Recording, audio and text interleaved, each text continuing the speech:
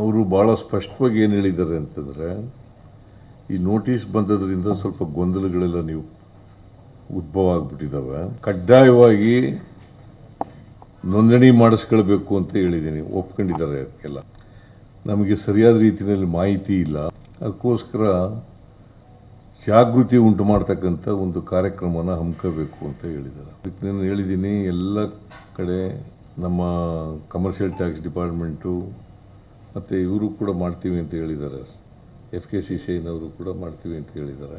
ಅಲ್ಲಿ ಇಂಥ ವರ್ಕ್ಶಾಪ್ಗಳನ್ನು ಮಾಡ್ತಾರೆ, ಅಲ್ಲಿ ನಮ್ಮ ಕಮರ್ಷಿಯಲ್ ಟ್ಯಾಕ್ಸ್ ಡಿಪಾರ್ಟ್ಮೆಂಟ್ನವರು ಹೋಗ್ತಾರೆ, ಅವ್ರಿಗೆ ಬೇಕಾದಂಥ ಮಾಹಿತಿಗಳನ್ನು ಒದಗಿಸ್ಕೊಡ್ತಕ್ಕಂಥ ಕೆಲಸವನ್ನು ಮಾಡ್ತಾರೆ. ಕೊನೆಯಲ್ಲಿ ನಾನು ಅವರಿಗೆ 25ನೇ ತಾರೀಕು ಪ್ರತಿಭಟನೆಯನ್ನು ಹಮ್ಮಿಕೊಂಡಿದ್ದೀರಿ, ಬಂದ್ ಮಾಡ್ತೀವಿ, ವಹಿವಾಟು ನಿಲ್ಲಿಸ್ತೀವಿ ಅಂತ ಏನು ಹೇಳಿದ್ದಾರೆ.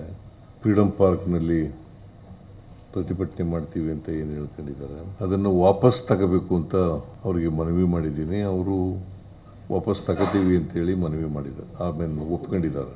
ಎಲ್ಲ ಹೋರಾಟನೂ ಕೈ ಬಿಡೋದು. ಅರಿಯರ್ಸು ಪರ್ಸ್ಯೂ ಮಾಡಲ್ಲ ಅಂತ ಹೇಳಿದ್ದೀನಲ್ಲ, ಅರಿಯರ್ಸು ಪರ್ಸ್ಯೂ ಮಾಡಲ್ಲ. ಯಾವ ಕಾರಣಕ್ಕೂ ಕೂಡ ಅವರಿಗೆ ತೊಂದರೆ ಆಗದ ರೀತಿಯಲ್ಲಿ ನೋಡ್ಕೊತೀವಿ.